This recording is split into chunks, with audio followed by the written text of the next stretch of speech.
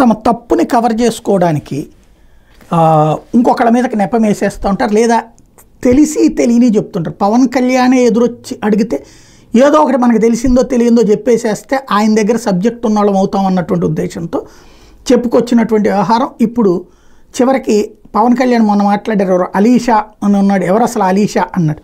ఇప్పుడు అలీషా బయటకు వచ్చి చెప్పుకొచ్చాడు, నౌకల నిర్మాణం ఒక్కటే నా వ్యాపారం, పేదల భీమా అక్రమ రవాణాలో నా పాత్ర లేదు, నౌకల ద్వారా అక్రమ వ్యాపారాలు చేయడం నాకు తెలియదు అని కాకినాడకు చెందిన శాన్ మెరైన్ సంస్థ అధినేత షేక్ అహ్మద్ అలీషా ఓ ప్రకటనలో చెప్పుకొచ్చారు. కాకినాడ యాంకరేజ్ పోర్ట్ తనిఖీలో అలీషా ఎవరని పవన్ కళ్యాణ్ ఆరా తీశారే తప్ప తన గురించి తప్పుగా మాట్లాడలేదన్నారు.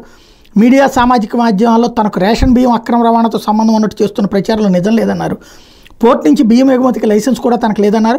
కాకినాడ కేంద్రంగా 14 ఏళ్లుగా రాజకీయాలకు అతీతంగా అంతర్జాతీయ ప్రమాణాలతో నౌకలు తయారు చేస్తూ దేశ విదేశాలకు అందిస్తూ పలువురికి ఉపాధి చూపుతుంటే చెప్పుకొచ్చారు.